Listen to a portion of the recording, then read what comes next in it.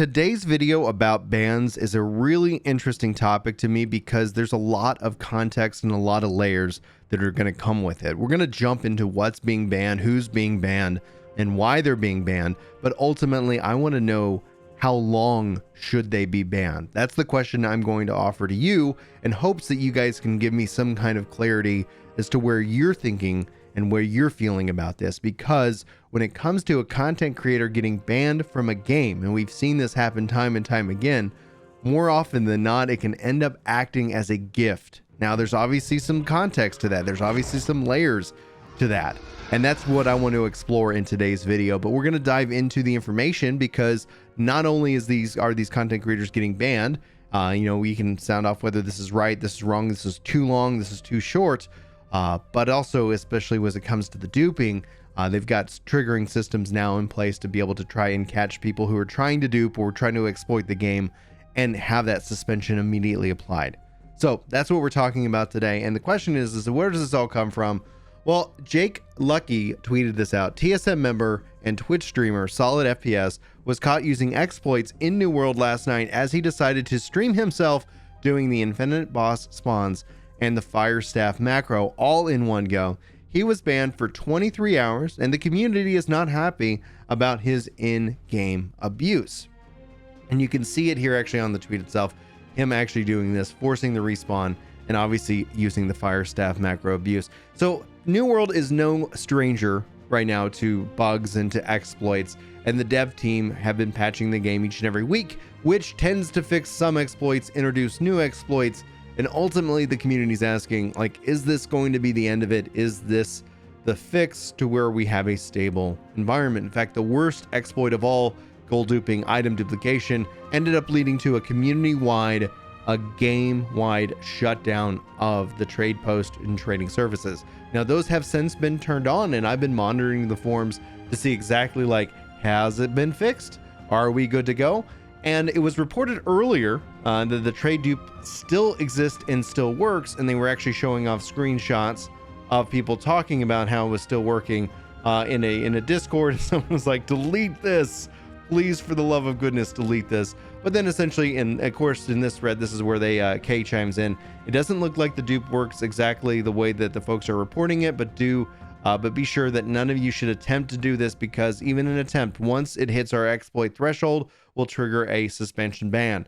No idea what their exploit threshold is, but I'm interested in the fact that it will trigger suspensions and bans. And also, they ended up closing the thread because it does not seem like there's a clear way to reproduce this current duplication. So we might not be out of the woods completely when it comes to duplications, but that's kind of two different categories, right? Duplications also have a huge impact on everybody immediately, because it completely changes the economy, which is a core aspect of the game, which we talked about in yesterday's video. But beyond that aspect, let's dive back into the content creator aspect, right? Somebody who is a content creator who has now been banned for doing a gaming exploit. Not only that, but doing it very publicly, and not in the sense of, I'm going to test this out to see if it's legitimate. Like, if you get something reported to you, say, hey, Brian, turns out, like, if you do these 3 steps, this is the effect. Maybe you should spread the word, or maybe that needs to be a conversation or a discussion. We've seen that even happen in the realm of Final Fantasy XIV to kind of bring this all into the MMO who did it best ecosystem. In Final Fantasy XIV, they even ran tests on who were doing these certain exploits. And turns out, like, once the information went out, obviously people were like, well, what does that look like? And they would do it. And they did not ban just the people who were like, I heard about it, I tried it, yeah, that was interesting, but I'm not going to do it because it's an exploit, versus people who were like, I'm actively going to take advantage of this because it is an exploit. And then they ended up getting banned and suspended from Final Fantasy for that case. So back in here to solid frames per second, doing this boss farm exploit, 23-hour suspension ban in this case. Is that enough? Is that not enough? I guess that's a silly way to say it. What else should be applied? Because obviously they're farming for gear. So even if that wasn't it, should there be something that is else attached to it? I'm really kind of struggling with this concept personally, because still, no matter what, I'm talking about them. No matter what, that could lead to more people following them. And I'm not saying that, you know, you should have to go unfollow or like not follow this individual. I'm just, they're the case example because they were the ones who were caught. More and more people that will happen to, more and more will that be the conversation. Is 23 hours enough of a ban, period, for when this happens? And does it even matter whether you're a content creator or not? That's honestly what I'd love to know your thoughts, because obviously Twitch can actually tell if you're streaming. Like, there is more integration here. There's deeper layers when it comes to this connectivity of New World and how all of this gets put together. But outside that connectivity, outside these users aspects, there is a sense of kind of like having things applied evenly and, you know, equally. You guys, you know, for example, you wouldn't want to see a Twitch streamer get favoritism in the sense of like, oh, they're a streamer, and let's just take you know, me for example, like, hey, you stream, oh, you know, people follow you for your New World or your Final Fantasy content. Well, we don't want to like take that away from you too long.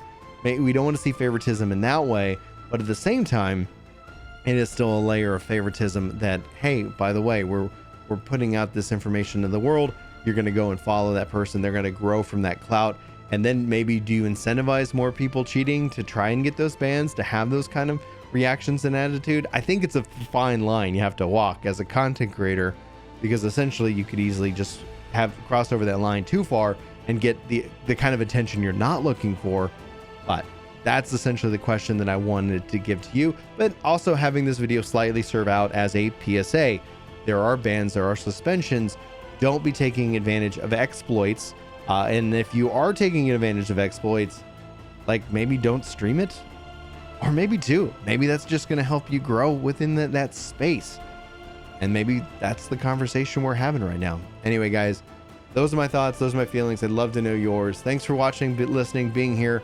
Hit that like button if you feel like I earn it. Otherwise, leave me a comment. Let me know how I can get better as a content creator. Yeah, appreciate the insight. And hopefully you guys have a fantastic day. But until next time, take care. I just want to say I'm really glad you're feeling better, and I love the videos. Well, I love you too, Michelle. Shoot for the moon, and so even if you fail, you'll reach the stars. Go for the 100K subscribers.